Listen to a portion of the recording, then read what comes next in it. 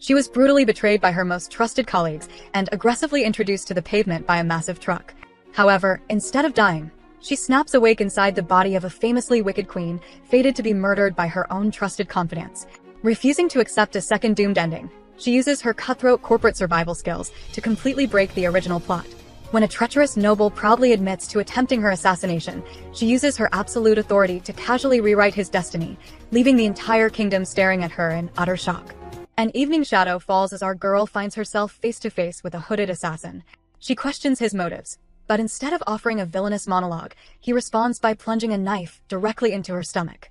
He casually drops the weapon on the ground like it is a piece of trash, leaving her freezing in shock. As her life flashes before her eyes, she realizes this is the ultimate betrayal. The scene transitions into the lore of a story known as Palace of Glory and Betrayal. This tale follows a government official turned famous detective trying to solve a massive palace mystery. At the center of it all is the villainous Queen Lavinia. She started off capable and beloved by her people, but somewhere along the way, she shifted into a tyrant imposing brutal politics. The body count rose, public satisfaction plummeted, and eventually, she was assassinated by someone deep in her inner circle. The juicy part is that the novel never actually revealed the culprit. Drawing parallels, our girl reflects on how her own life mirrors the doomed queen. She had built a company from the ground up with her colleagues, riding high on early success. But tragedy struck when she completely failed to notice a fake contract right under her nose. Her most trusted subordinate staged a corporate takeover, gleefully bragging about teaming up to steal her hard work. Boiling with frustration, she questions where it all went wrong and wonders if understanding her team better could have prevented this backstabbing disaster. Before she can fully process her corporate trauma, a massive truck comes hurtling out of nowhere and aggressively introduces her to the pavement. Suddenly, she snaps awake, realizing her soul has been abruptly relocated into the body of the infamous queen. She barely has a second to process her new royal status before finding herself cornered by two imposing men. They accuse her of corrupting the nation and proudly announce her impending doom. She frantically tries to figure out what in the world is happening as one of the attackers winds up for a lethal strike. She braces for an impact that never comes. Right on cue, a handsome subordinate bursts onto the scene, offering a smooth apology for his tardiness while checking if she is unharmed. The remaining attacker recognizes the newcomer as the Black Knight Duke Paul Dean, but before he can even finish his sentence, the Duke swiftly sends him to the afterlife with a single brutal strike. Our girl stares at the fresh carnage, severely questioning reality. The Duke approaches smoothly, drops to one knee, and formally apologizes for arriving late to her crisis. She is too stunned to speak. The Duke zeroes in on a tiny cut on her arm, instantly escalating the situation to a medical emergency. Declaring that he must summon a physician immediately, he scoops her effortlessly into his arms. While being cradled like a priceless artifact, our girl connects the dots. She remembers this specific assassination attempt from the novel, confirming she has indeed been transmigrated into the villainess. Panic sets in as she realizes she might be destined to die a second time. According to the original plot, the queen is scheduled to be murdered by a trusted confidant the night before she announces her royal consort. Unaware of her internal crisis, the Duke stares at her with absolute devotion and solemnly vows to protect her from death. She instantly dismisses his heroic pledge as a total lie, convinced the plot armor is severely against her. Just as they prepare to make their dramatic exit, a commotion breaks out. A fiery red-haired man is pinned to the ground by two guards, screaming at the top of his lungs about delivering divine punishment to the wicked queen. Our girl stares down the mastermind behind her assassination attempt. It turns out to be the Marquis, who loudly demands the Duke hand over the vixen, declaring that she is a toxic presence bringing only harm to the nation. The Duke glares right back, dropping the dramatic bombshell that the Marquis is actually his brother-in-law. Showing absolutely zero family loyalty, the Duke furiously brands him a traitor for pointing a blade at Her Majesty and orders the guards to throw him in prison until his trial. The guards happily comply, dragging him away while he angrily yells that the Duke will severely regret this.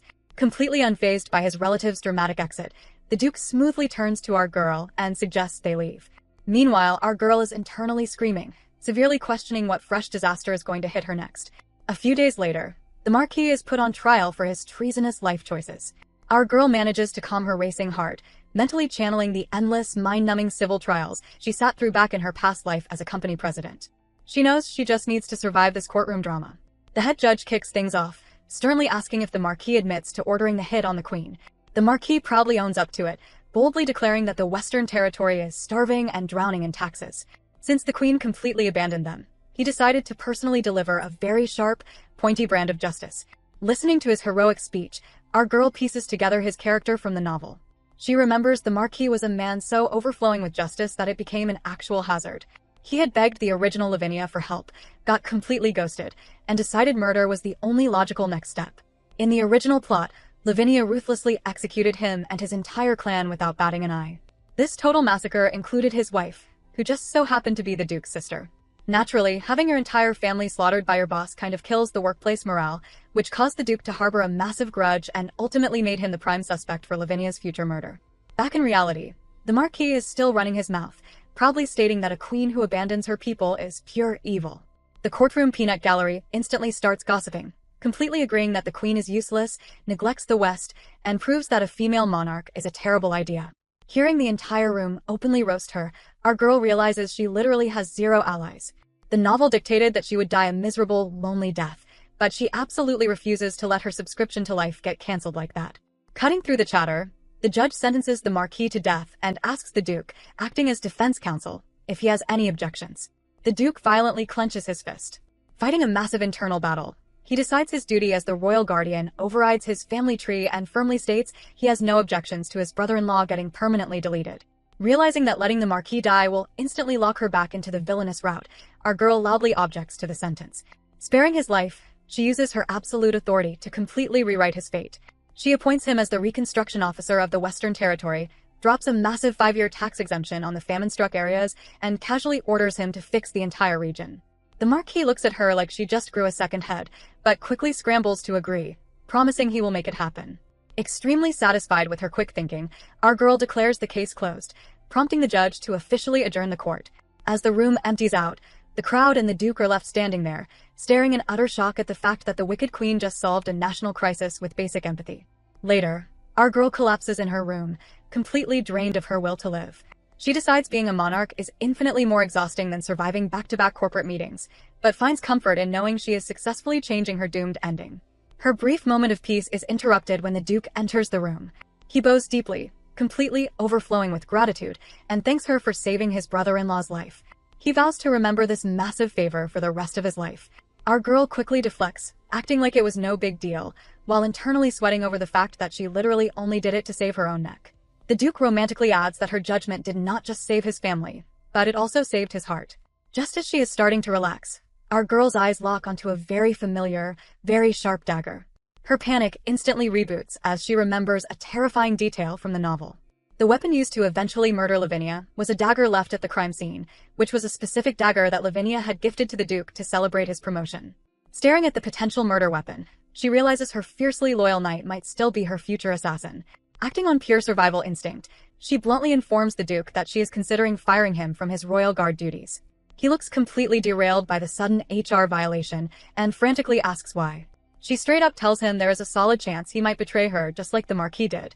Desperate to prove his loyalty, the Duke grabs her hand, passionately vows that he will never betray her, and seals the dramatic promise with a deeply intense kiss to her hand. The Duke doubles down, practically begging to stay by her side. Our girl stares at him, mentally calculating if his intense puppy dog eyes are currently masking deep-seated murderous intent. Knowing she has to unmask her future killer to avoid a second funeral, she flashes him a perfectly diplomatic smile and orders him to prep her return to the bureaucratic nightmare of government work starting tomorrow. He obediently bows and takes his leave, leaving her to silently vow that she will figure out if he is her ultimate savior or her walking doom. Fast forward, and our girl is buried under a massive mountain of paperwork at her desk, realizing that ruling a kingdom is basically just extreme office administration. The Duke interrupts her misery to gently ask if she remembers what day it is. Drawing a complete blank, she asks what she missed, only for him to politely remind her that tonight is literally her own birthday ball. The scene shifts to the grand ballroom, which is completely packed with high society nobles who immediately start aggressively whispering the second she enters with the Duke. They mutter about how terrifyingly beautiful she is, acting like making eye contact with her will instantly send them to the afterlife. Our girl takes this in stride, fully aware that being the star of her own villainous birthday party comes with a healthy dose of public terror. The Duke smoothly tells her to ignore the haters, romantically comparing her to the sun and noting that everyone rightfully fears its power. She mentally points out that her son is canonically fated to set in a pool of blood, but verbally assures him she is completely unbothered. Going full guard dog, the Duke glares menacingly at the crowd and loudly declares he will absolutely not forgive anyone who hurts her. Our girl notes that his overprotective switch has been permanently flipped on since the trial, which is great for survival, but heavily overwhelming for her personal space. Retreating to a quiet corner to sip some wine, she mentally reviews her five-star lineup of potential murderers. Suspect number 1 is Chancellor David Dior, a political mastermind who excels at manipulation and finds her extremely annoying to deal with. Suspect 2 is the court jester, a former foreign assassin turned personal intelligence agent, who is basically a walking wild card that could betray her at any given second. Suspect 3 is the tribal king, a violently ambitious man who united the tribes and spends his free time fantasizing about slitting her throat. Suspect 4 is her actual younger brother Noah, a massive playboy whom Lavinia aggressively stripped of all royal privileges so he could never touch the throne. And rounding out the list is her very own Black Knight, the Duke, whose canonical motive was his family getting slaughtered. She remembers a frustrated interview where the original author casually dropped that all 5 men had solid motives, but none were the absolute deciding factor. This means there is a massive hidden puzzle piece she still needs to find to dodge her death flag, and she severely wonders which problem child she should investigate first. Right on cue, the Chancellor slides into her personal space, wearing a flawlessly polite smile as he offers his heartfelt birthday wishes. He smoothly pivots to mentioning the recent assassination attempt, claiming he was incredibly worried about her. Our girl internally rolls her eyes into another dimension, highly doubting the snake actually cared. Before she can verbally spar with him, a butler suddenly snaps, pulls out a knife, and launches himself at her while screaming for her to die. Without missing a beat, the Duke intercepts the attacker with a brutal kick to the stomach. He pins the guy to the floor and casually draws his own blade to instantly cancel the butler's subscription to life. Our girl shrieks for him to stop, halting the execution with mere milliseconds to spare before the guards rush in to drag the would-be assassin away. The Duke instantly checks if she is unharmed. She confirms she is fine thanks to his reflexes, but her internal alarm bells are absolutely deafening over his complete lack of hesitation to commit casual murder. Deciding to test his unhinged loyalty, she asks if he would truly obey any command she gives, even if she ordered him to die. Without blinking, he stares directly into her soul and promises he would gladly offer up his life if she asked, simply because he believes her word is absolute law. She smiles slightly, acutely aware that any normal woman would sprint away from this giant walking red flag, but she genuinely wonders how far she can push his devotion. Her thoughts are interrupted when she spots a tiny scratch on the back of his hand from the scuffle. The Duke tries to brush it off as nothing, but she immediately scolds him, insisting he needs to get it treated properly. The Duke looks completely blue-screened by the fact that she actually cares about his well-being. Meanwhile, the Chancellor watches this entire oddly domestic exchange with an incredibly entertained smirk. He steps back into the conversation, casually asking if she has considered their previous discussion. Our girl plays entirely dumb, asking what on earth he is talking about. The Chancellor chuckles, noting that playing innocent is quite cruel when they are supposed to be discussing their impending marriage. The Chancellor officially drops the marriage bomb, leaving our girl internally rebooting from the sheer audacity. Beside her, the Duke practically burns a hole into the Chancellor's skull with a completely lethal side-eye, while the ballroom crowd instantly launches into an aggressive whispering campaign. Sensing the room is entirely too loud for an impromptu wedding planning session, the Chancellor smoothly suggests they reschedule their chat. Our girl's internal warning sirens are blaring at maximum volume, completely terrified of whatever verbal contract the original queen might have accidentally agreed to.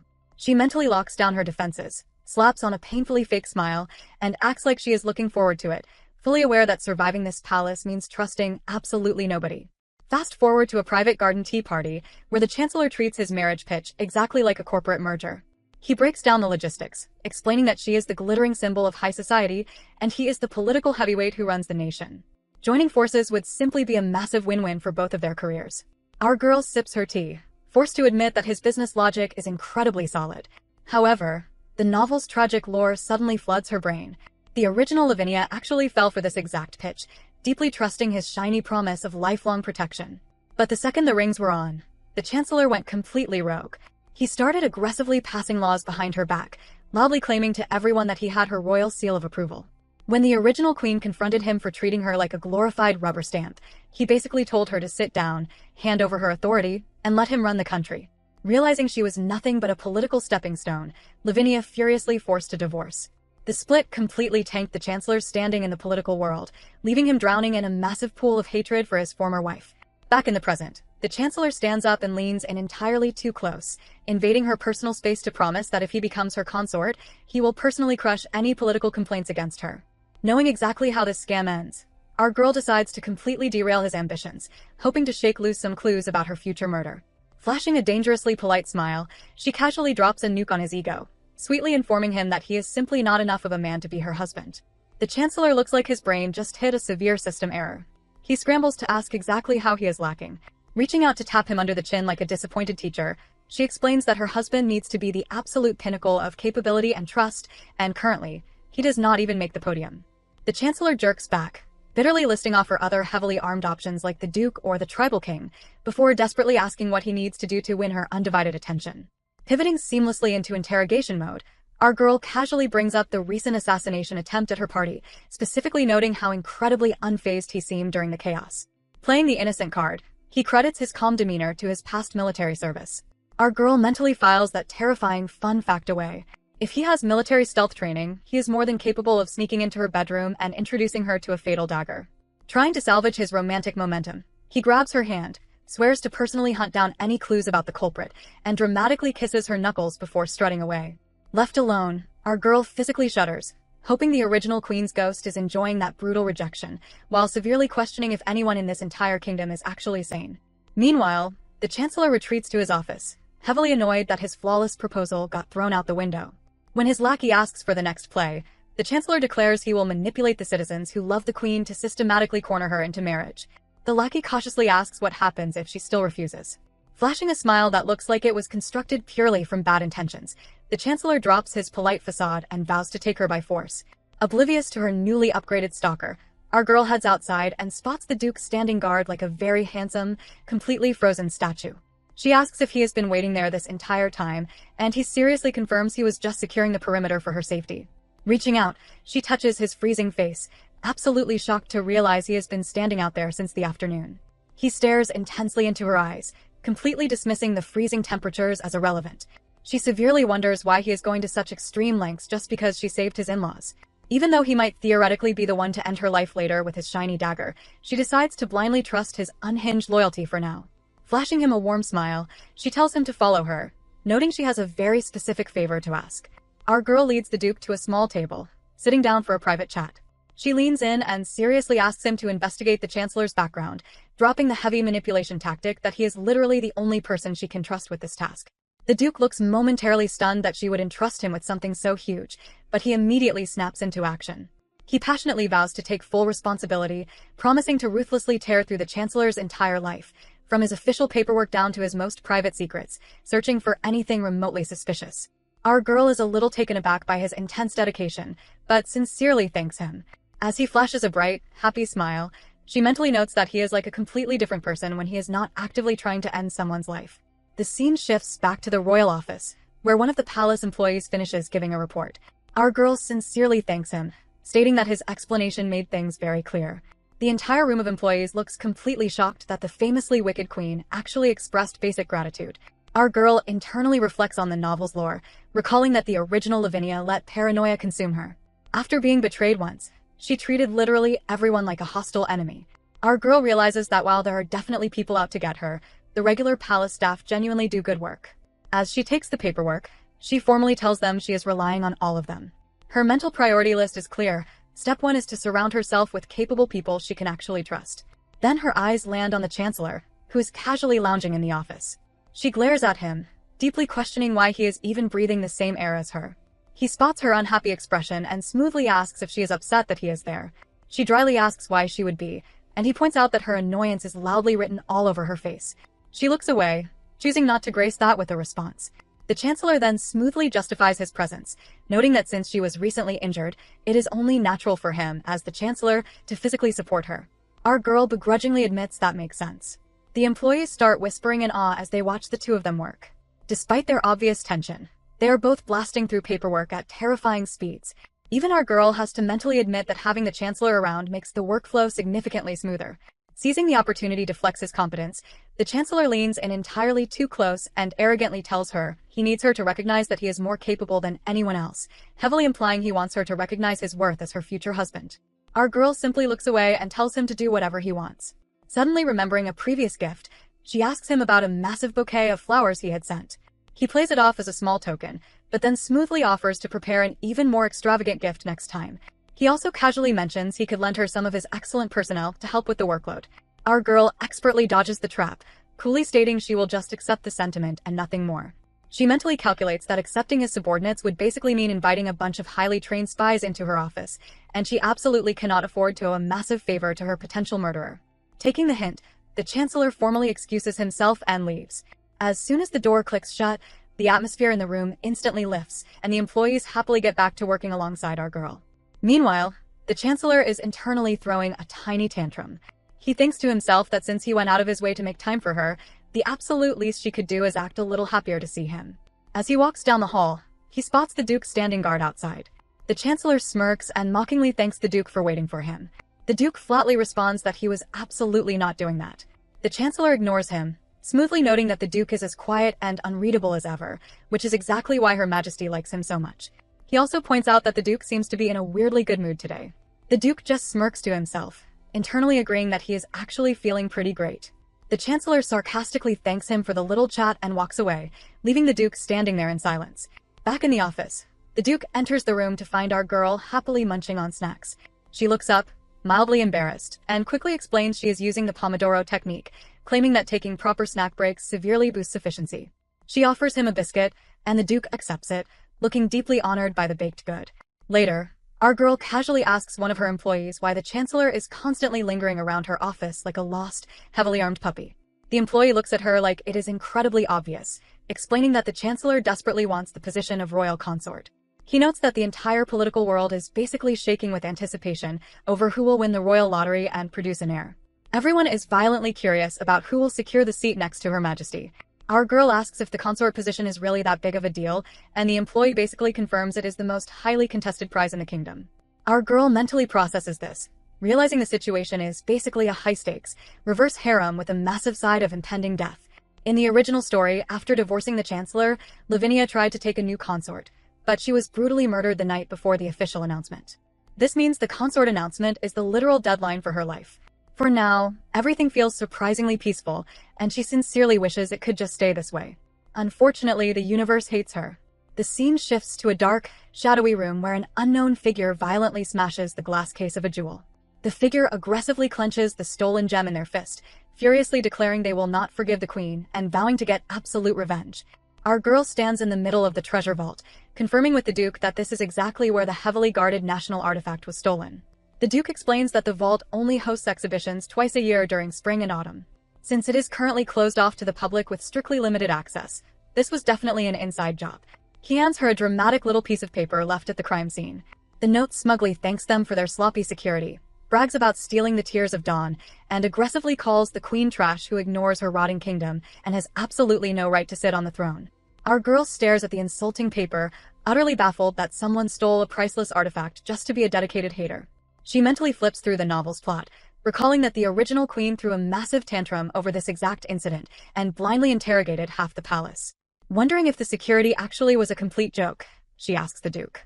He fiercely defends the vault's honor, explaining that it is under intense lockdown and only highly specialized officials are allowed inside. He notes they already have 3 prime suspects and actual physical evidence, making it a perfectly contained mystery.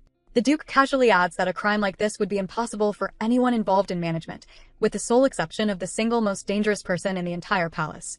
Right on cue, the Chancellor strolls into the room, smoothly agreeing with the investigation team's report and offering a polite greeting. Our girl asks who this mysteriously dangerous person is, and the Chancellor smirks, noting it is the person she knows best. Before she can process that puzzle, a loud commotion breaks out. A blonde man bursts onto the scene, loudly arguing with the guards that he just wants to take a quick look around. A guard tries to grab him, but the blonde man suddenly glares, acting incredibly high and mighty as he warns the guard that carelessly touching him is a fantastic way to invite disaster. He makes a lightning-fast slashing motion. The guard instantly freezes, completely terrified that his throat has just been sliced open. A second later, the blonde man bursts into laughter, revealing he just used a bit of glue for a magic trick. He casually adds that next time, he might actually commit a murder, before cheerfully declaring that Her Majesty is the only one allowed to touch him without permission. Without a single ounce of hesitation, he closes the distance and wraps our girl in a massive hug. Our girl completely short-circuits, her face heating up as she realizes this is the court jester, who secretly doubles as Lavinia's personal intelligence agent. She severely wonders if the original Queen was secretly dating her spies. Her romantic panic is abruptly cancelled when the Duke violently grabs the jester by the back of the neck. Radiating absolute murderous intent, the Duke glares at him and orders him to unhand the Queen. The jester aggressively gasps for air, dramatically begging our girl for a rescue before the Duke permanently disconnects his head from his spine. Deciding she needs her intelligence agent alive, our girl orders the Duke to drop him. The Duke aggressively sighs and lets go, but two guards instantly secure the jester's arms. The Chancellor steps up, pointing out that an elite intelligence agent could easily bypass any vault security. He lists the jester's long history of causing chaotic incidents around the palace just for fun, officially crowning him the prime suspect. The jester wildly protests, insisting that officially he is simply a humble entertainer who does magic tricks and plays music to lighten the mood. He heavily stresses that he is definitely not the culprit this time. The Chancellor and the Duke immediately latch onto the highly suspicious phrasing of his defense and order the guards to throw him in a cell to extract the details. As he is being dragged away, the jester somehow completely slips out of their grip like a heavily armed eel and instantly wraps our girl in a desperate back hug. He whines about his impending jail time. Our girl just smiles, mentally noting that he is exactly as chaotic as his novel counterpart. She calculates that if this man actually is her future murderer, it just means the original queen totally failed to keep him on a tight leash. The jester practically cries, begging for her help and firmly insisting he is innocent. Fully leaning into the drama, our girl hugs him right back and loudly declares that she actually believes him, confidently promising to personally clear his name.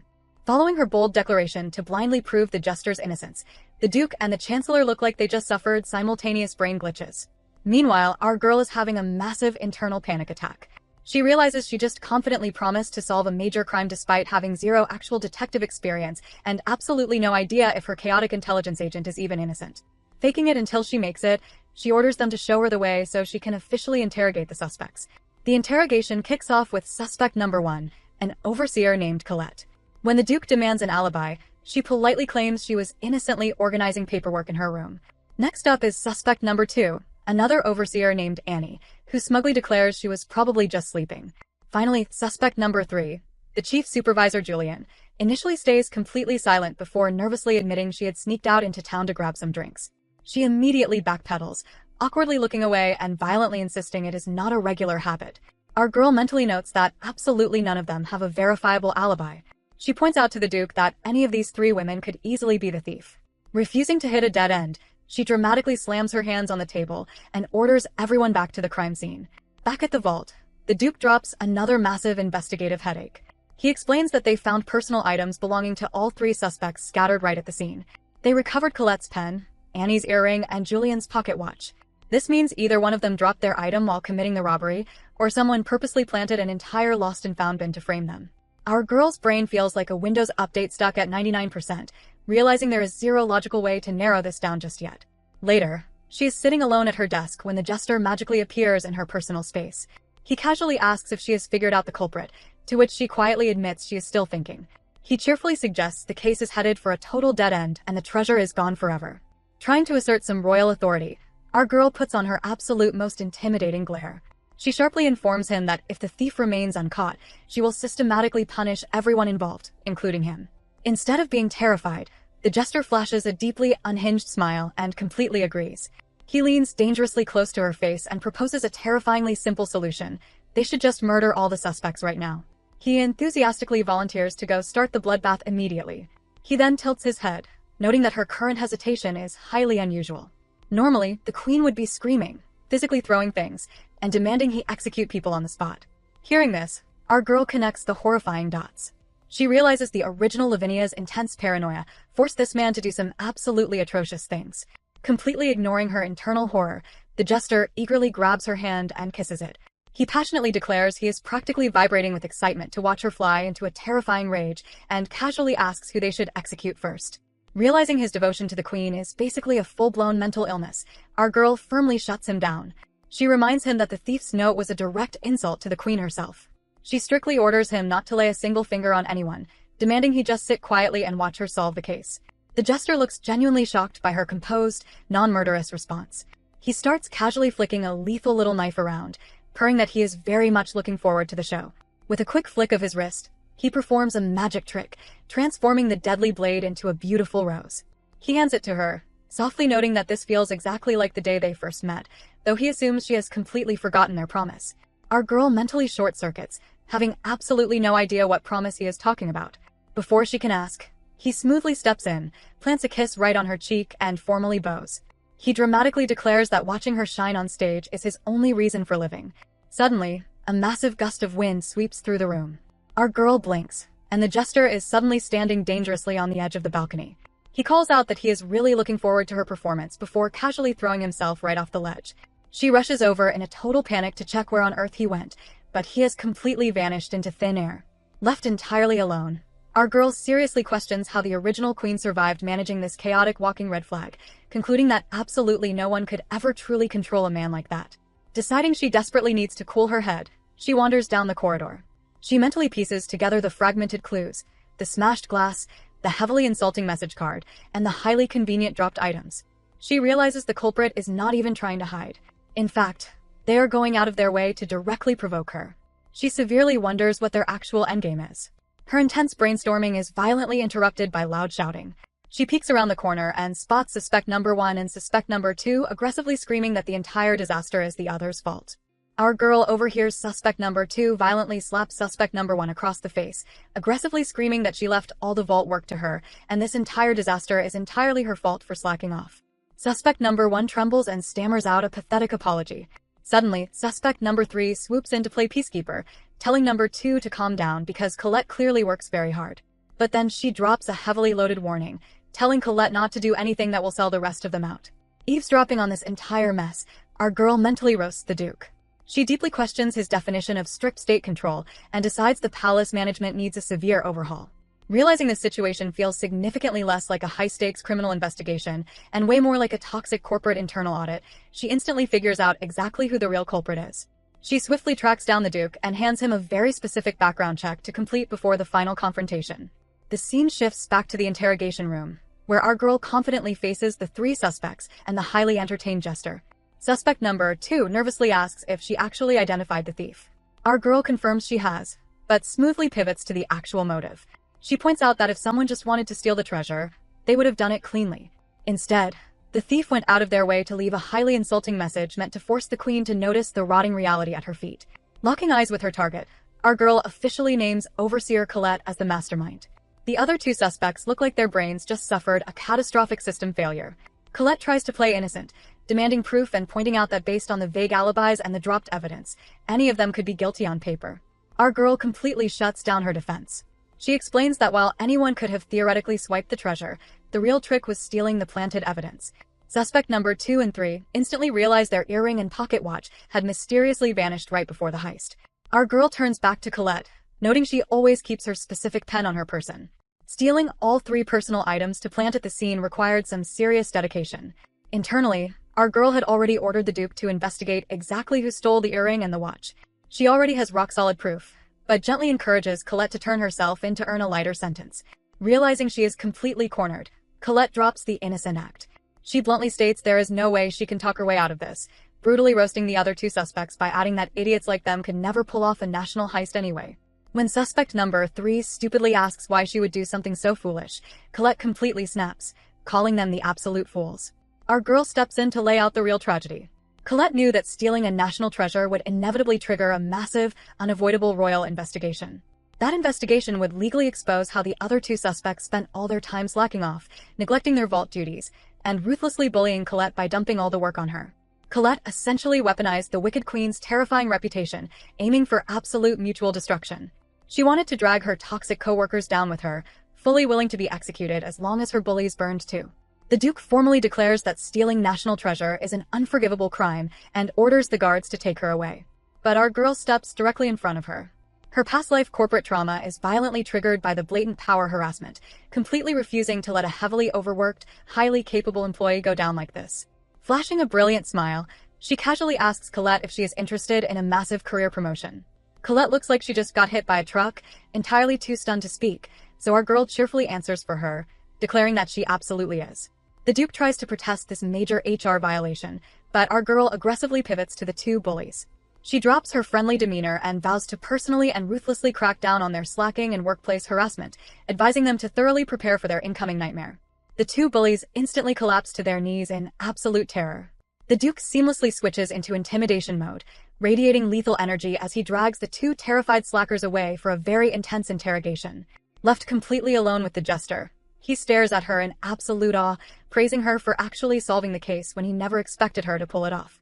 Completely over his dramatic antics, our girl brushes it off, claiming she just got lucky because the culprit was not even trying to hide.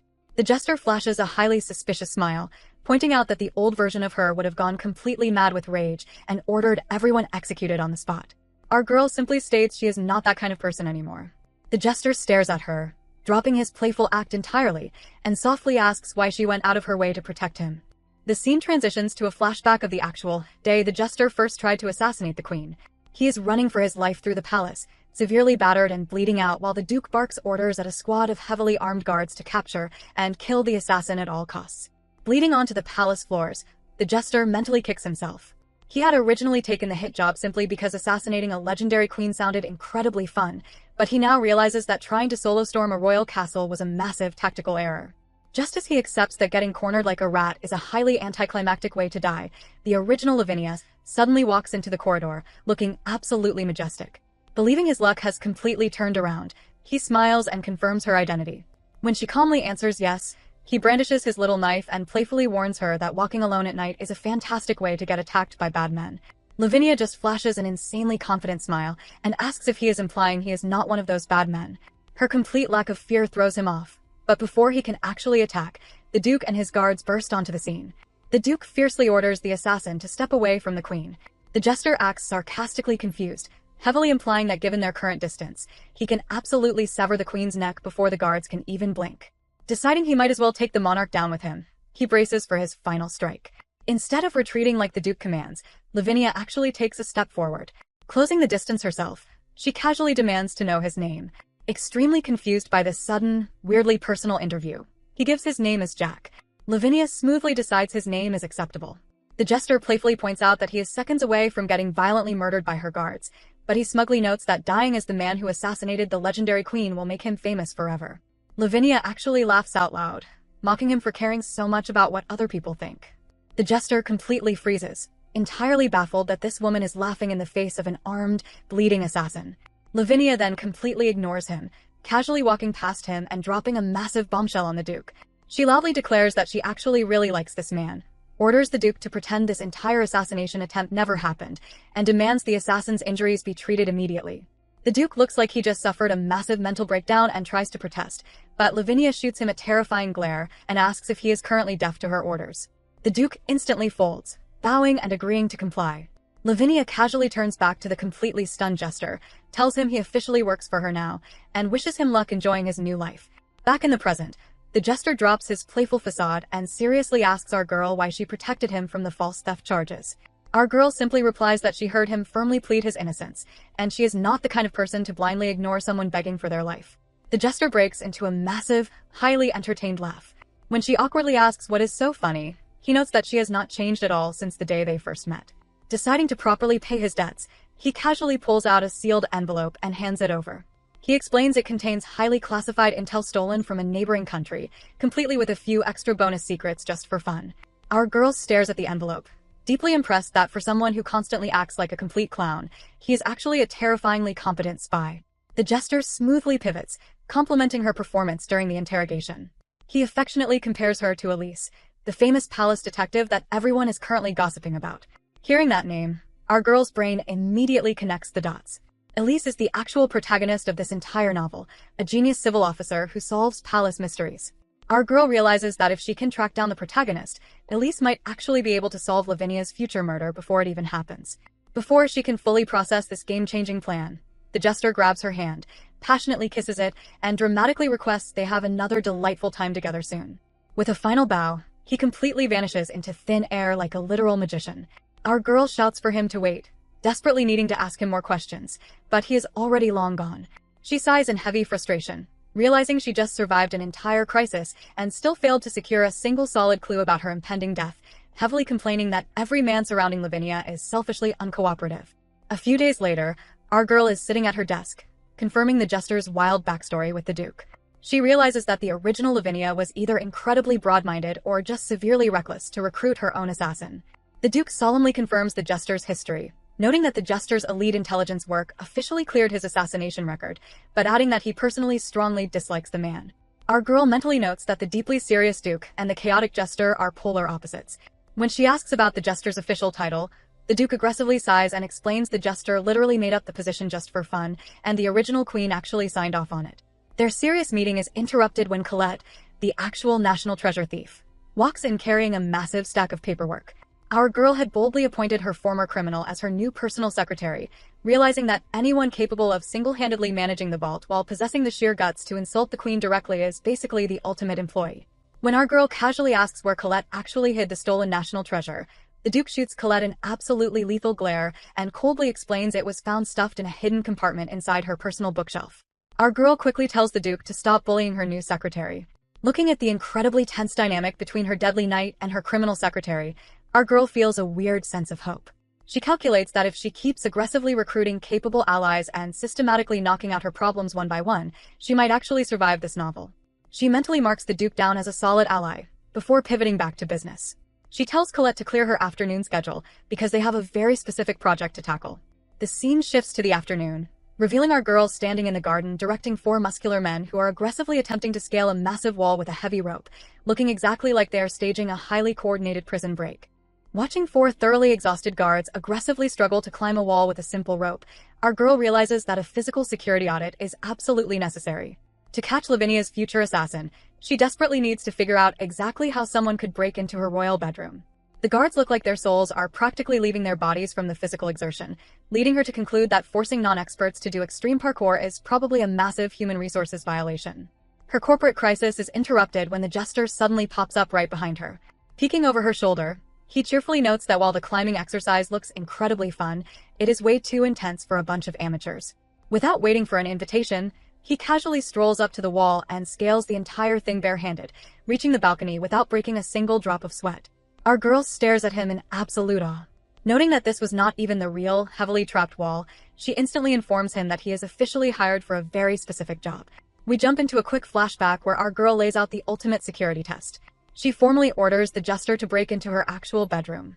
This time, the route is fully armed with deadly, crime-proof security traps, complete with motion sensor arrows that can turn a thrown apple into a shish kebab. The jester whistles, noting the setup sounds incredibly rough and could genuinely end his life. But our girl smoothly hypes him up, insisting that if anyone can survive it, it is definitely him. With his ego thoroughly stroked, he promises to live up to her dangerously high expectations. Back in the present, our girl sits alone in her bedroom. She mentally calculates that the original culprit had to breach the balcony, surviving the deadly traps and scaling the impossible outer wall. Right on cue, the jester casually strolls in from the balcony, proving he flawlessly survived the literal death trap. Our girl instantly bursts into highly satisfied applause. The jester happily soaks in the cheers, proudly declaring that his motto is to always deliver on his promises. Switching back to detective mode, she asks for his professional review of the climbing route. He drops his playful tone and seriously explains that the entry path is incredibly dangerous. Without elite physical skills and a deep, intimate knowledge of the palace layout, breaking in would be completely impossible. Our girl mentally notes that someone with his exact skill set could pull off the murder with terrifying ease. Sensing the shift in her mood, the jester closes the distance between them, leaning in dangerously close to ask why exactly she had him run this elaborate obstacle course. Our girl realizes this is the ultimate test. If he is the true culprit, there is zero chance he would pass up an opportunity like being completely alone with her in a compromised room. Acting on pure adrenaline, she suddenly whips out a dagger, throws herself on top of him, and firmly pins him to the bed. Holding the blade right at his neck, she intensely asks if an intruder could theoretically assassinate her like this. The jester does not even flinch. He casually eyes the blade and notes that while the position is a bit dangerous, taking her life would be incredibly simple for anyone skilled enough to breach the room in the first place. Getting her final confirmation, our girl mentally groans. She realizes she absolutely cannot cross him off her suspect list. Even if he is playing nice right now, he is fully capable of turning her into a past tense at any given moment. She heavily complains internally about how utterly exhausting it is to constantly doubt every single man in her life. The tension totally shifts when the jester calmly asks if she plans on getting off of him anytime soon. She quickly explains the dagger is just a harmless toy, assuring him she would never use a real weapon. The jester smirks, clarifying that he is not worried about the toy knife at all. He smoothly warns her that if she keeps aggressively pinning him down on a bed, there is absolutely no telling what he might do next. Our girl's brain instantly short-circuits. Getting wildly flustered, she scrambles to explain that the situation is a complete misunderstanding, but the jester simply pulls her completely flush against his chest. Radiating pure rom-com energy, he whispers that if this is what she truly wants, he welcomes her advances anytime. Our girl internally screams, realizing this highly romantic development is completely derailing her murder investigation. As they finally start to untangle themselves, He pulls her close one more time, shamelessly demanding a little reward for surviving her deadly obstacle course. Before she can process the flirtation, the door violently flies open. The Duke bursts into the room, instantly taking in the highly compromising scene. Our girl frantically tries to salvage the situation, awkwardly ordering the Duke to wait outside until the room is secure. But the Duke is radiating absolute murderous intent and fiercely orders the jester to step away from the Queen immediately. The jester laughs it off, waving his hands and declaring that he is actually not the bad guy this time. Deciding to evacuate before the Duke actually disconnects his head from his neck, he cheerfully announces his exit. Slipping back out onto the balcony, the jester pauses just long enough to drop one final, massive bombshell. He casually warns our girl that she had better be extremely careful around the Chancellor. As he completely vanishes into the night, our girl is left standing there, severely questioning reality and loudly asking what on earth that is supposed to mean. Our girl stares at the empty balcony, incredibly frustrated, and shouts to the night air, demanding to know what the jester meant by warning her about the Chancellor.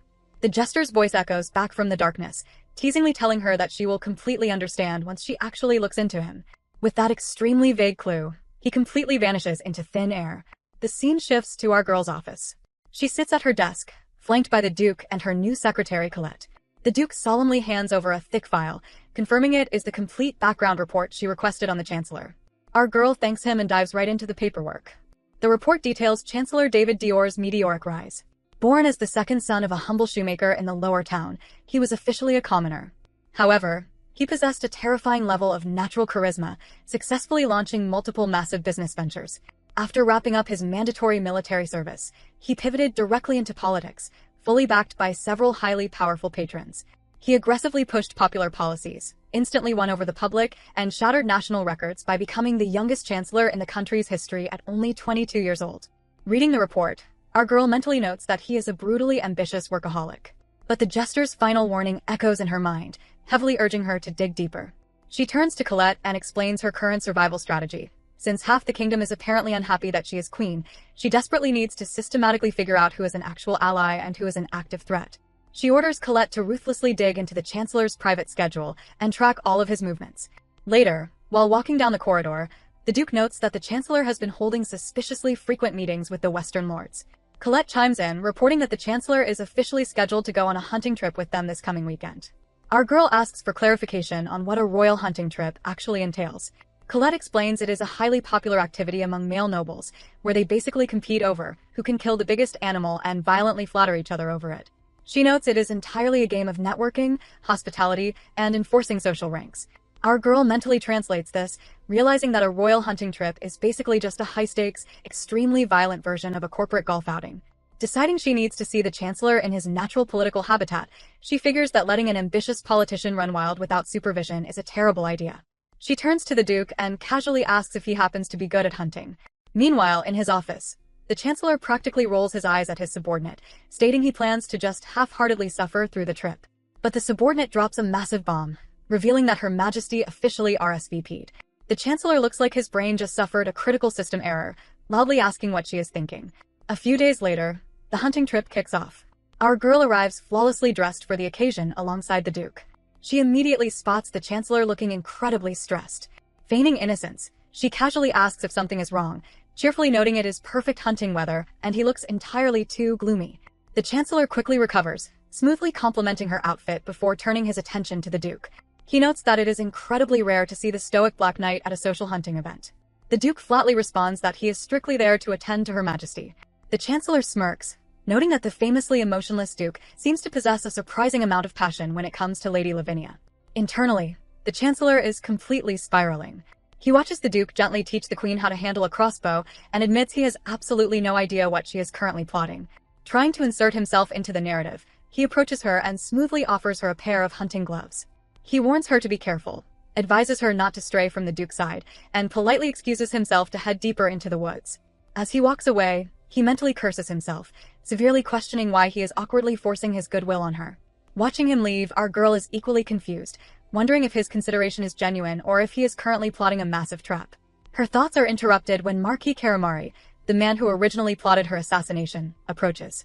He states he never imagined she would actually join the hunt. Our girl mentally notes that since they are in the West, it makes perfect sense that he is here. The Marquis passionately thanks her, explaining that because of her massive royal support, The Western lands are actually recovering, and his stress has drastically decreased. He practically radiates gratitude, vowing that he can never thank her enough. Our girl mentally pats herself on the back, highly satisfied that fixing just one terrible plot point completely changed his character arc suddenly. The Duke loudly clears his throat, awkwardly reminding his brother-in-law that he is also currently standing there. The Marquis nervously greets him, completely deflating from his heroic posture. Deeper in the woods, the Chancellor fires his crossbow at a bird and completely misses. However, the surrounding nobles immediately launch into aggressive flattery, loudly praising his marvelous skill and firmly insisting that his shot was absolutely flawless. The Chancellor internally rolls his eyes, knowing the nobles will just secretly buy a dead bird from the local hunters to cover for his terrible aim anyway. He decides to just enjoy the ego boost. Watching from a distance, our girl completely cringes. Confirming that this entire event is literally just corporate networking with weapons, she realizes his political influence is massive. When the Chancellor suggests they split up for a while, she immediately orders the Duke to secretly track him.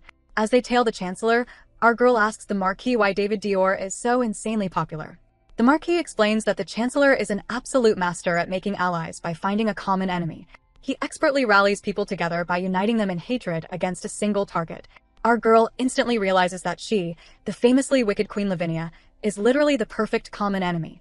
The Marquis grimly confirms this, noting that while the Chancellor climbed to the top using this exact method, he also earned the intense, burning hatred of everyone he stepped on to get there. Before our girl can fully process this, she gets entirely too distracted by the political gossip, violently trips over a rock, and starts falling backward. The Duke instantly catches her with lightning-fast reflexes. He softly asks if she is hurt. When she thanks him and confirms she is fine, he awkwardly looks away, highly blushing as he softly warns her to be careful on the rough terrain. Their weirdly romantic moment is violently shattered by the sound of a terrifying scream echoing through the forest. Our girl completely freezes, demanding to know what just happened. Rushing to the source of the terrifying scream, our girl and the Duke find the Chancellor sprawled on the dirt, currently being hunted by a massive, extremely angry tiger. The Chancellor realizes this is a highly coordinated assassination attempt by a jungle cat. He frantically calculates which of his political rivals set this trap, violently refusing to become exotic cat food in the middle of a networking event.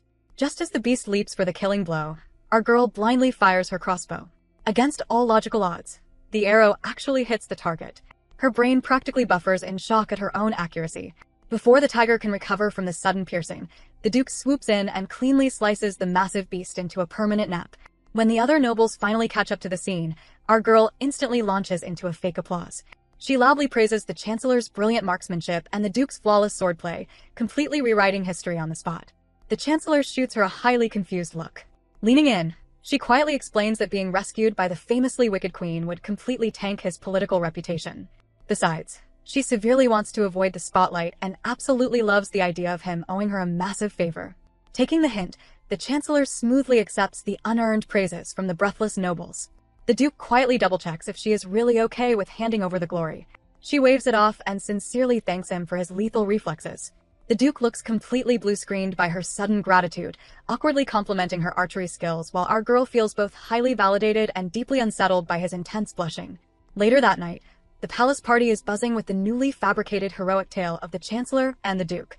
Sipping her drink, our girl internally laughs at the fact that no one would ever suspect the villainess of actually saving the day.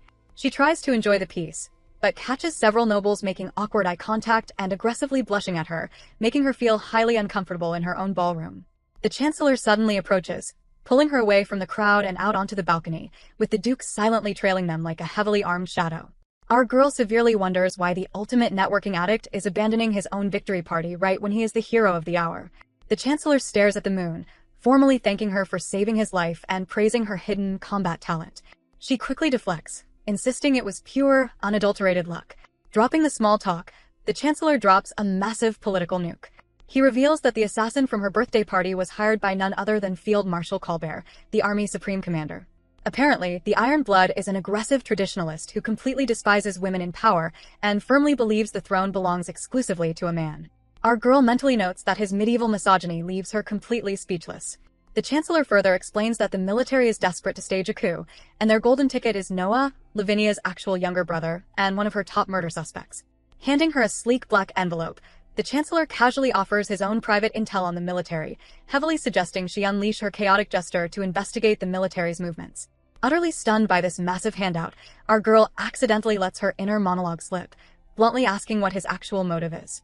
She quickly braces herself, knowing he never does anything without a selfish agenda. The Chancellor simply admits that he absolutely hates owing people favors because it makes his skin crawl, even though he thoroughly enjoys holding favors over everyone else's heads. Our girl flashes a genuine smile, teasing that this highly manipulative trait is his true nature. He unapologetically agrees, blaming his ruthless survival instincts on his commoner roots. She easily brushes it off, admitting she despises stiff formalities and actually feels incredibly relaxed talking to him without any political filters. The Chancellor looks like his entire worldview just got forcefully rebooted by her genuine warmth. Our girl internally marvels that the ultimate political snake can actually make such a stunned, vulnerable face. His mind flashes back to his impoverished childhood, remembering a moment where he was polishing shoes on the dirt street, watching a young Lavinia ride past in a glittering royal carriage. Back then, he believed she existed in an entirely unreachable universe. Snapping back to the present, our girl suggests they head back inside to the party. Instead of moving aside, the Chancellor steps directly into her personal space, completely blocking her path. As she looks up in utter confusion, he smoothly asks if she would stay out on the balcony with him just a little bit longer, dropping a heavy dose of romance that absolutely nobody saw coming. Our girl demands to know why the Chancellor is suddenly trapping her on the balcony. He smoothly insists he simply wants her to trust him more. Refusing to be charmed, she points out that handing over classified military intel is already a massive down payment for the royal consort position. He openly admits he wants that title more than any man alive, but smoothly pivots, claiming that right now, he is entirely focused on her as a person. Realizing he is expertly controlling the pace of the conversation, our girl mentally hits the brakes. She firmly places a hand flat against his chest to physically stop his advance, bluntly stating she is absolutely not ready to lower her shields around him. Refusing to take the hint, the Chancellor places his own hand over hers, purring that the extreme difficulty of winning her heart only makes him want the spot by her side even more. Before the romantic tension can escalate any further, the Duke materializes out of the shadows. Radiating absolute lethal energy, he aggressively grabs the Chancellor's hand and issues a highly threatening warning to step away from the Queen. The Chancellor glares right back, mockingly calling the Duke a dog and questioning his rude interruption. Unfazed, the Duke states he is strictly enforcing Her Majesty's clear rejection. The two men lock eyes in a fierce, glittering standoff. Deciding to retreat, the Chancellor blames his bold behavior on the wine, dramatically bows, and asks our girl not to forget his passionate confession before strutting away. Our girl mentally reboots, deeply relieved the crisis is over. She sincerely thanks the Duke for his highly reassuring presence and for saving her from becoming exotic cat food earlier. The Duke immediately downplays his heroics, insisting it is his literal job description. He smoothly flips the gratitude, passionately thanking her for showing his sister and brother-in-law mercy, admitting he shudders to think what would have happened to his family without her compassion. Capitalizing on the peaceful moment, our girl asks how he learned to expertly slice up massive jungle beasts. The Duke dives into his backstory, revealing his family is famous for extreme martial arts. While his father was a gentle soul, his mother ruthlessly drilled combat skills into him and his sister from a young age. Inheriting the title of Duke at just 14, he basically lived on brutal battlefields until Her Majesty officially appointed him as her captain of the guard. Gently tracing his infamous little dagger, he vulnerably admits that fighting is the only thing he knows, which is exactly why he desperately wants his sister to live a happy, peaceful life in his place. Hearing this deeply emotional confession, our girl is completely touched. She realizes he is actually a massively devoted, family-minded older brother. Mentally recalculating her survival odds, she notes that since she actively saved his family instead of executing them, his canonical murder motive is entirely deleted. Without a trace of murderous intent in his eyes, she happily concludes his threat level has completely plummeted. Meanwhile, back inside the glittering ballroom, the Chancellor is casually sipping a drink with his blonde lackey. Radiating pure, unadulterated arrogance, he orders his subordinate to officially proceed with their secret plan. He remains absolutely convinced that he is the ultimate candidate for royal consort and that Lavinia will inevitably choose him. Out on the balcony, the Duke completely ruins the romantic mood by issuing a stern warning. He firmly advises against trusting the Chancellor, pointing out the man has deep ties to the military and likely would have hidden the assassin intel entirely if she had not saved his life earlier. Our girl completely agrees. She mentally calculates that the Chancellor was definitely just weighing whether the Queen or the army was the better political investment. Knowing everyone is violently eager to end her life, she vows to ruthlessly investigate every single suspect. Despite her bold words, a wave of deep paranoia hits her. She genuinely wants to rely on her highly capable knight, but her lingering corporate trauma makes her terrified of suffering yet another ultimate betrayal. The Duke instantly senses her emotional shift and asks if she is okay. She awkwardly blames the sudden chill in the air, but the Duke sees right through the lie. He bluntly states that she still does not completely trust him, casually adding that he absolutely does not mind. Before she can scramble for an excuse, the Duke suddenly whips out his infamous dagger. Our girl's heart practically stops, utterly terrified he is about to fulfill his assassin destiny. Instead, the Duke flips the blade and points it directly at his own chest. Staring intensely into her eyes, he fiercely declares that his life belongs entirely to her, and he is fully prepared to prove it. The Duke dramatically points his infamous little dagger directly at his own chest, fully prepared to forcefully cancel his own subscription to life if he ever betrays her trust. Our girl completely panics and physically stops him, deeply confused as to why he would jump straight to self-elimination. Staring at her with absolute devotion, the Duke explains that if he cannot protect her life, his own existence is entirely pointless. Our girl internally questions if earning her trust is really worth dying for, still baffled by his intense loyalty despite saving his family. Gazing at his blade, the Duke's mind flashes back to the day the original Lavinia recruited him. She had completely ignored the terrifying rumors about him, instead praising his fighting style as a single, beautifully deadly blade, and officially claiming him as her sword. Snapping back to the present, he drops to one knee, desperately begging to swear his entire life to her once more. Our girl wonders if he actually grasps the massive weight of dedicating his entire existence to her. Deciding to fully lean into his loyalty, she places her hand over his on the dagger handle. She officially acknowledges him as her knight, internally hoping that even if her villainous death is hard-coded into the universe, he will at least stay by her side. She hands the dagger back, firmly deciding to cross him off her suspect list for now. Later that evening, our girl is lying in bed, mentally reviewing the chaotic tiger assassination attempt. She realizes that letting the Chancellor become exotic cat food might have severely lowered her chances of getting murdered later, but she simply could not ignore the terrified look on his face. Spiraling over her awful survival options, she vows to hunt down her true killer before drifting off to sleep. Suddenly, her soul practically leaves her body, and she finds herself floating like a ghost inside Lavinia's bedroom. She realizes this is a futuristic vision of the exact crime scene right after the Queen's murder. The Chancellor, the Duke, and a terrified maid are standing over the aftermath. The Chancellor coldly points out that the murder weapon is undeniably the Duke's personalized dagger.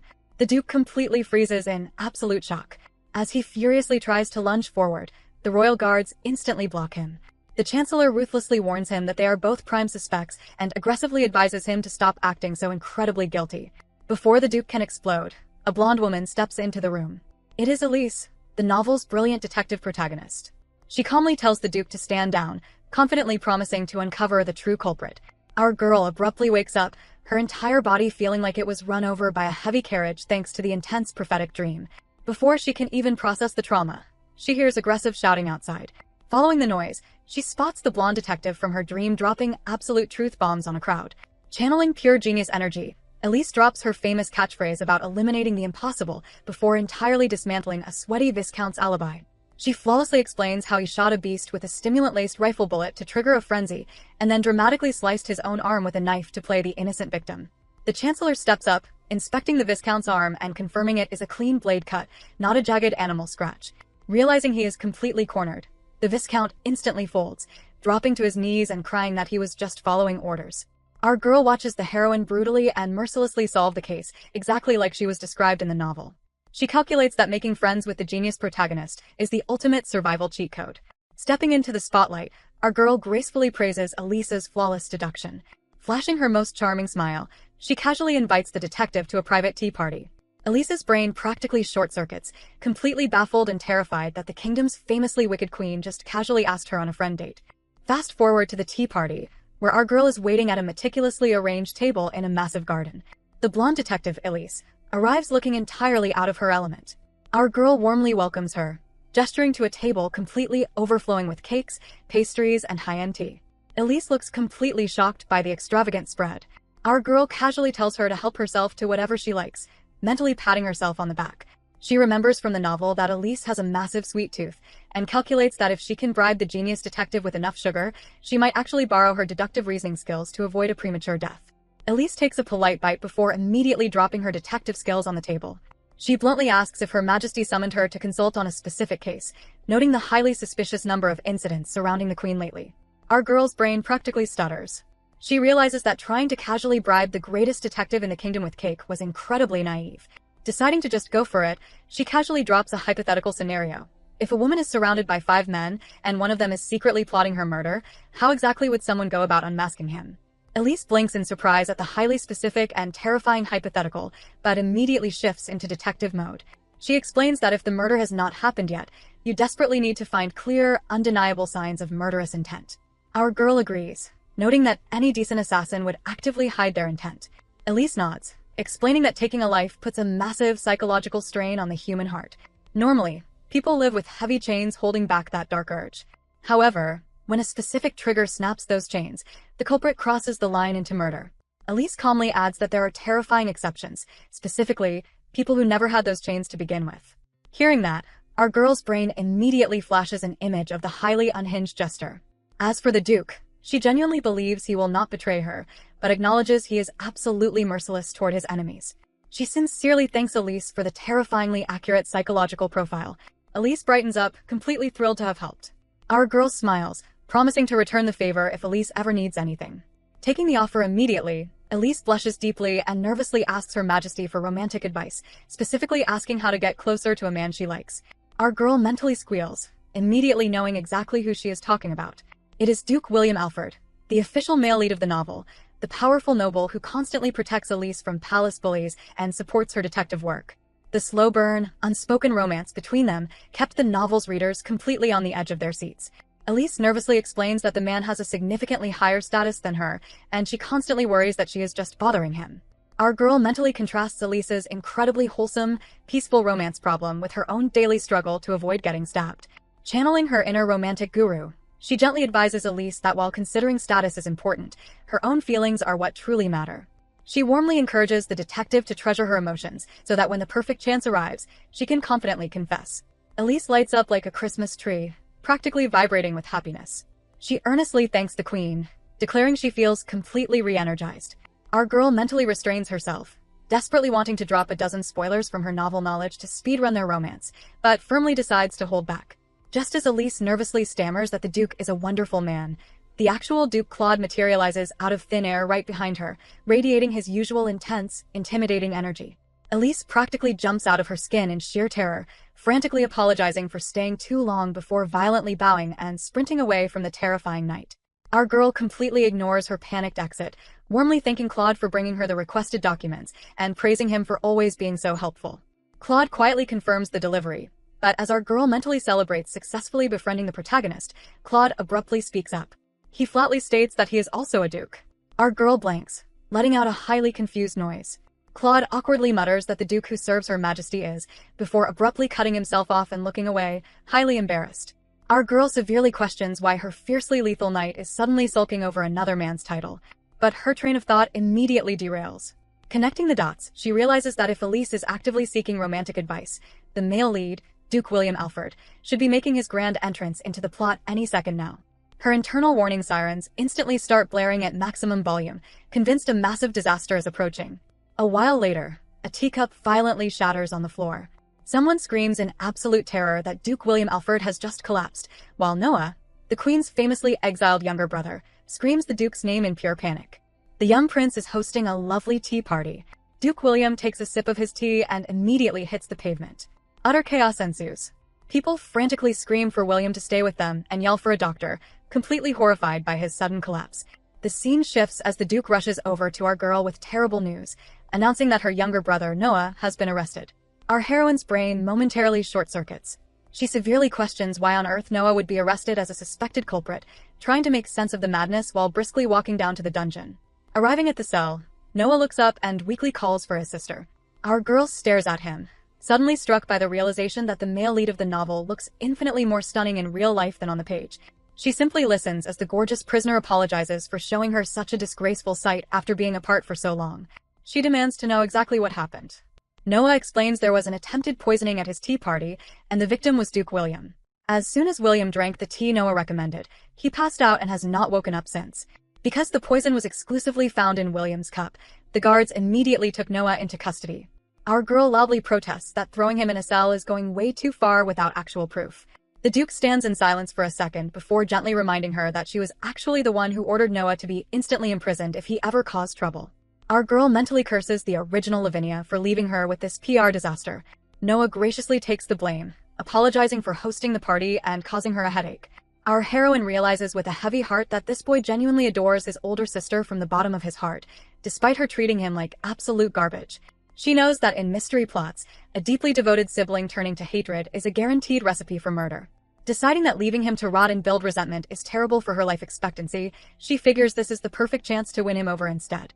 Opening the cell door, she steps inside and asks point-blank if he tried to poison his guest.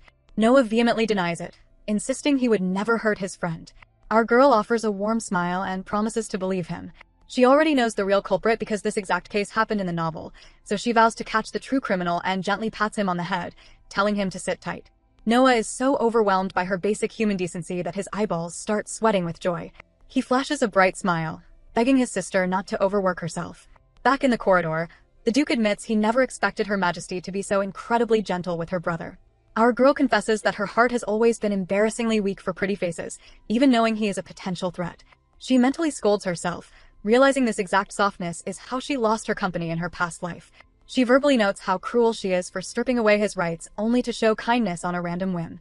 The Duke respectfully disagrees, stating that the current version of Her Majesty is absolutely wonderful. Caught completely off guard by the earnest compliment, our girl practically turns into a glowing tomato. She flusters through a quick thank you and firmly states she has a promise to keep and a case to solve. They arrive at the crime scene. Our girl runs through the novel's lore in her head, recalling that the actual culprit is a young noble lady named Giselle Roan. Giselle is the story's villainess who harbored a massive obsession with Duke William and decided to poison him after her relentless marriage proposals were aggressively rejected. Our girl also remembers this specific case is deeply tied to the blonde detective. Right on cue, she spots Elise having a complete mental breakdown. The heroine is sobbing hysterically, utterly panicked about what to do next. Before our girl can even process the crying, Elise launches herself forward and traps our heroine in a desperate hug. Our girl realizes the legendary great detective has officially hit a massive slump, leaving her to wonder if she can actually solve this entire mess herself. Our girl stands at the crime scene, mentally running through the chaotic facts of the case. Duke William collapsed immediately after drinking the tea Noah brewed, yet no poison was found anywhere in the garden, except inside William's specific cup. She severely questions how on earth the real culprit managed to poison a cup that only Noah and William touched. She knows for a fact that the villainous Giselle is the mastermind, but her memory completely blanks on the finer details like the exact trick and the hard evidence. Staring at Elise, our girl figures it is way better for the novel's official heroine to crack the case rather than her, the villainess, stepping on any toes. However, she quickly remembers a terrible plot point. In the original story, Elise takes way too long to bounce back from her current emotional slump, which leaves William in massive danger, seriously traumatizes the blonde detective, and irreparably damages their relationship. Knowing that, our heroine realizes she absolutely has to intervene. Right on cue, Elise's legs give out, and she starts to collapse. Our girl instinctively lunges forward and catches her, gently ordering the detective to take a breath and calm down. Elise softly thanks her. Our heroine mentally admits that she initially approached the detective for her own survival, but seeing her looking so utterly defeated, she genuinely cannot bring herself to abandon her. Taking charge, our girl asks if Elise is worried about Duke William. The blonde detective admits she is completely terrified because she heard Giselle is currently parked at William's bedside, aggressively insisting on nursing him. Elise expresses a terrible gut feeling about the setup, realizing she needs to solve this mystery immediately. Watching her panic, our girl notes just how deeply Elise is in love with the unconscious Duke. Deciding the best way to help is to play the role of the strict, intimidating queen, she harshly scolds Elise to pull herself together, pointing out that she cannot possibly investigate a murder while being a weeping mess. Our girl confidently notes that Elise already suspects who the culprit is, promises to stay by her side, and firmly extends a hand. Fired up by the royal pep talk, Elise eagerly grabs her hand and stands tall. The scene sharply cuts to Duke William lying unconscious in his bed. Giselle hovers over him, flashing a completely unhinged, devilish grin. She whispers to his unmoving body that she is so sorry she had to poison him, but he left her with absolutely no other choice. Promising that he will soon be hers forever, she pulls out a literal knife, inviting him to fall into hell with her. Suddenly, a voice interrupts from the doorway, apologizing for the intrusion. Without missing a beat, Giselle ninja slides the blade straight under the bed, just as the doctor steps into the room to check on the Duke. Flipping a switch, Giselle launches into an Oscar-worthy performance, violently fake crying about how William has not woken up and desperately begging the doctor to save him. Back in the garden, Elise officially locks in on Giselle as the prime suspect. She immediately starts scouring the tea party table Noah set up, desperate to figure out exactly how the villainess managed to administer the poison. Watching the detective go to work, our girl steps in and tells the Duke that they are going to leave the crime scene to Elise. Instead, The two of them are going to investigate the exact composition of the poison and track down how it was obtained. The Duke completely agrees, noting that identifying the toxic brew is the ultimate evidence needed to corner Giselle, not to mention it is absolutely critical for the medical team treating William. Hearing this plan, Elise practically vibrates with relief and profusely thanks Her Majesty for the lifeline. There is just one tiny problem. Our girl mentally realizes that the specific men she needs to recruit for this poison investigation are absolute walking red flags. The scene shifts as the blonde psycho and the Prime Minister confidently stroll into the room. The blonde psycho gives a dramatic bow, playfully asking if she called for them, while the Prime Minister smoothly mentions he already heard about the disaster at Noah's tea party and wants to know what she needs. Our girl politely thanks them for showing up, while internally having a minor panic attack about the inevitable consequences of owing these two massive favors. Still, knowing she has to protect Noah and Elise, she swallows her pride and explicitly begs for their cooperation. Both men are completely stunned to hear the notoriously proud queen sincerely asking for help. Recovering quickly, the blonde psycho grins, deciding this little murder investigation sounds incredibly fun. The Prime Minister just smirks, noting that his help heavily depends on her terms and conditions. Refusing to be intimidated, our girl flashes a perfectly confident smile, reminding them that this is a direct request from the Queen and assuring them that they can definitely count on her. Our girl stands her ground, reminding the two massive walking red flags that this is an official request from the Queen and they can expect highly profitable results in return. The blonde psycho thoroughly reads over the case details and confidently volunteers to trace the poison supply, bragging that his underground connections know absolutely everything about the shady dealers in the city, right down to their extended family trees. He flashes a wildly creepy smile. Our heroine mentally notes that having an assassin's Rolodex on speed dial is incredibly helpful, but she severely questions why he is so willing to save Duke William Alfred, considering helping people is not exactly in his typical job description. Opting for absolute boss energy, she casually informs him that she simply decided it is better to tame William than let him die, firmly asking if the jester has any problems with her royal orders. The blonde psycho is momentarily stunned by her sheer audacity but quickly recovers with a grin, promising to completely live up to her expectations as long as the reward is massively worth his while. Flustered by his intense promise, our girl practically trips over her words to agree. Meanwhile, the Chancellor aggressively inspects the paperwork and announces he will have a special researcher examine the actual poison, prioritizing the discovery of a proper antidote. Our girl practically sighs with relief and thanks him, but the Chancellor just smirks, noting that while it is an absolute honor to have Her Majesty rely on him, his political favors do not come cheap. She mentally prepares her wallet. The Chancellor then smoothly offers to investigate the source of the poison as well, completely stepping on the jester's toes. The blonde psycho immediately shuts that down, firmly stating that Lady Lavinia entrusted that specific task to him and he refuses to hand it over. The Chancellor dramatically rolls his eyes, taking a cheap shot by claiming that tracking illegal toxins perfectly suits a common assassin. Not missing a beat, the jester fires back that the Chancellor could easily track the poison himself since he seems suspiciously knowledgeable about toxic substances. The Chancellor completely loses his cool, accusing the jester of being desperate to steal other people's achievements, and loudly declares that once he is officially chosen as the royal consort, he will abolish the ridiculous court jester position permanently. The blonde psycho completely mocks his delusional dream, firing back that if the absolute nightmare of the Chancellor becoming consort ever actually came true, he would rather die. Before a literal fistfight can break out, Duke Pauldine steps in, begging the two grown men to stop burning Her Majesty's ears with their absolute nonsense. Our girl jumps in, firmly stating that while she appreciates their sky-high confidence, they need to stop bickering and just bring her results. The three men respectfully step outside into the corridor. The second the door closes, the Chancellor shudders, noting that Her Majesty is infinitely scarier when she is smiling. The jester just chuckles, completely enchanted, and points out that her terrifying expressions are exactly what makes her so ridiculously charming. The Chancellor scoffs, accusing the jester of sounding like a lovesick fool, to which the blonde psycho just shrugs. Duke Pauldine, looking like a man who desperately needs a 2-week vacation, reminds them they are no longer in front of the Queen and can argue all they want, as long as they do not betray her expectations. The jester smoothly agrees, insisting that delivering results is exactly what a jester is for.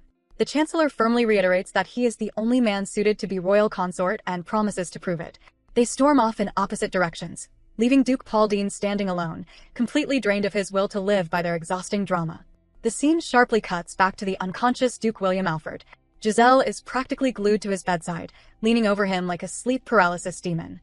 Suddenly, the temperature drops, and she feels a violent chill run down her spine. A hooded figure materializes in the room, ominously warning her that Her Majesty's dogs have officially started to move. The figure coldly advises that if she truly wants to live and die with her beloved Duke, she had better wrap this little murder plot up immediately. Giselle stares in shock, demanding to know how the intruder possesses such restricted information and why they are even bothering to help her. Before she can get a single answer, a butler opens the door, asking if he just heard someone speaking. Giselle blinks, and the hooded figure has completely vanished into thin air. Without missing a beat, she looks down at William with a terrifyingly calm smile and assures the butler that she is completely alone.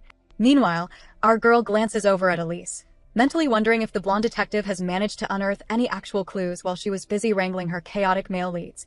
Elise is standing there, completely lost in deep thought.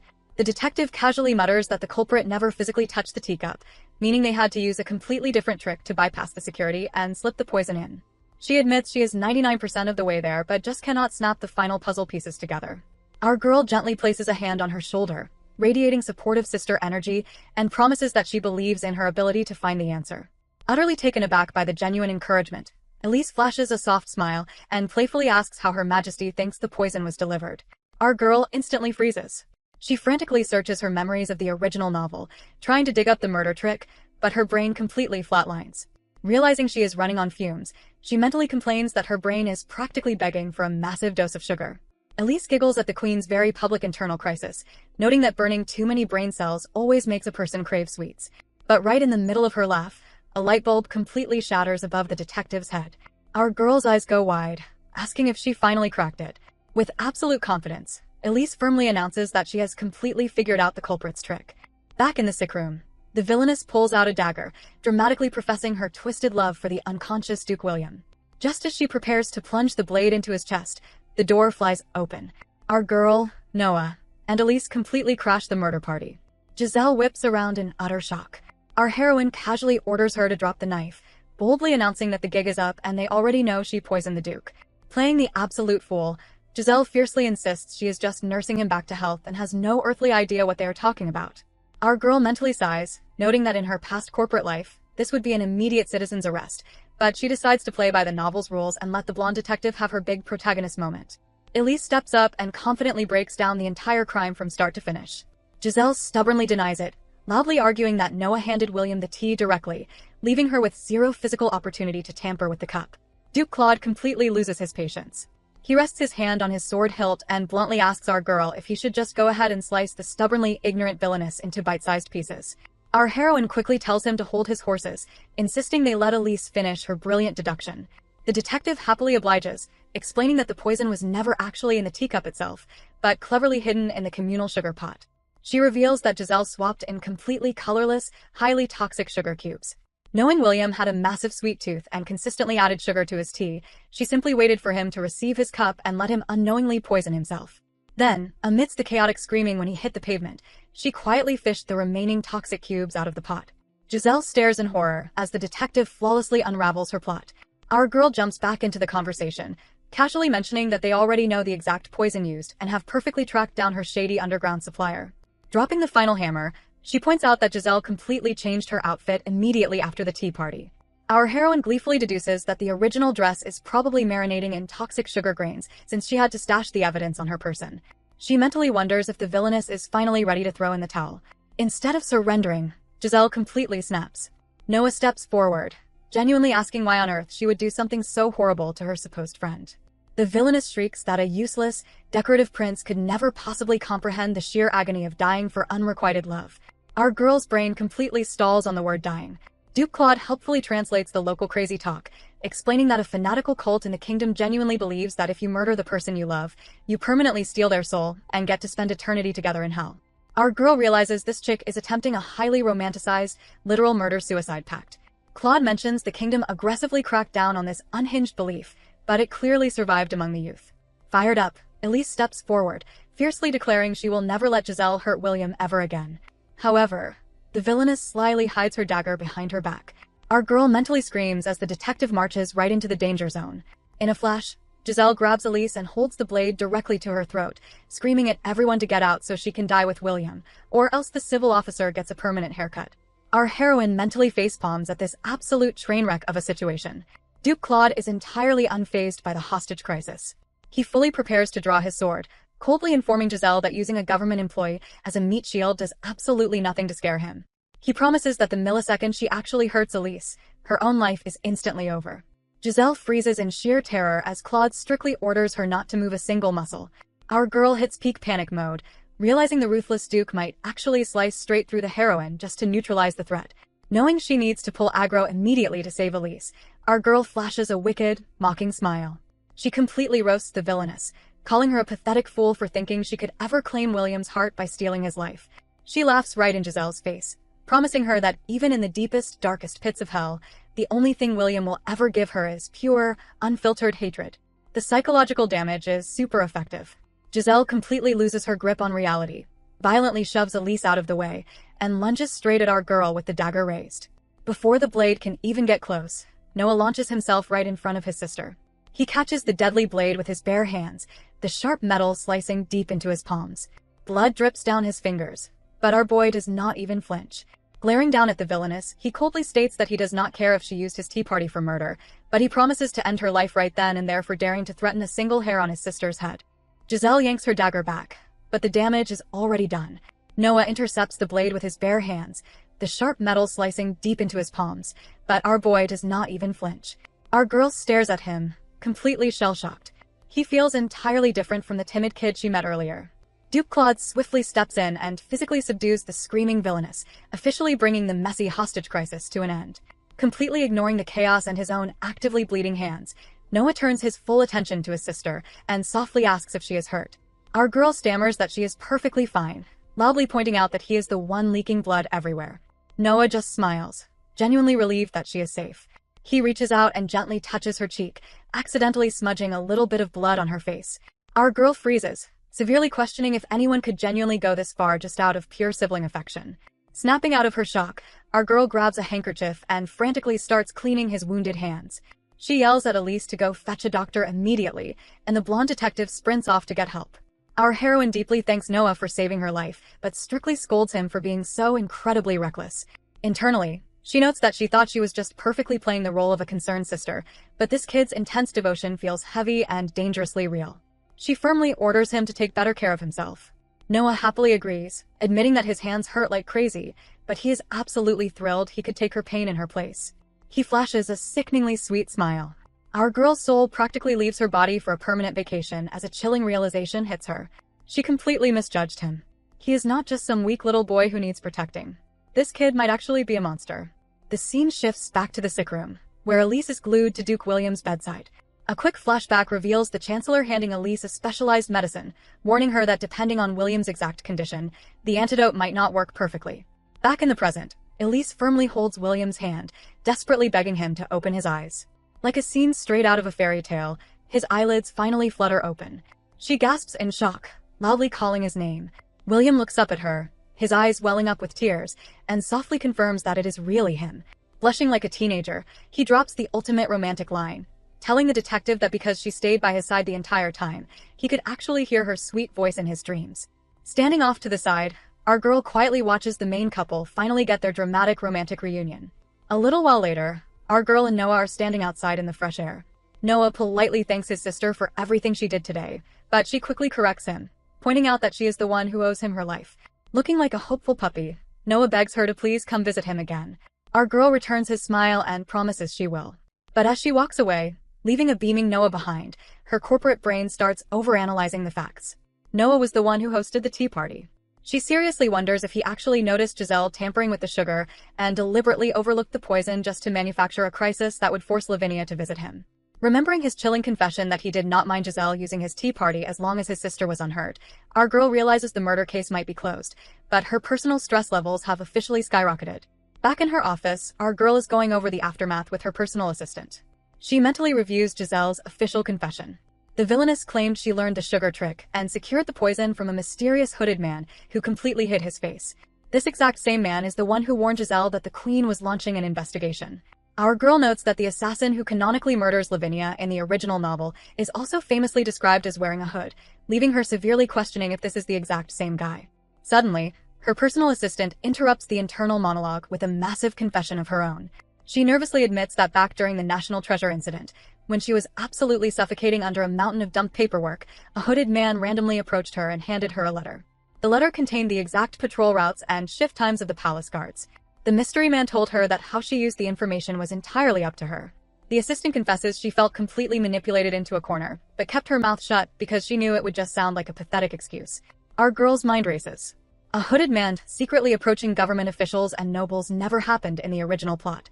She wonders if this is a brand new twisted storyline, a butterfly effect caused by her taking over Lavinia's body, or if this guy is definitely her fated murderer. Pushing the rising panic aside, she warmly thanks her assistant for finally coming clean. The assistant bows, profusely apologizing for hiding such critical information.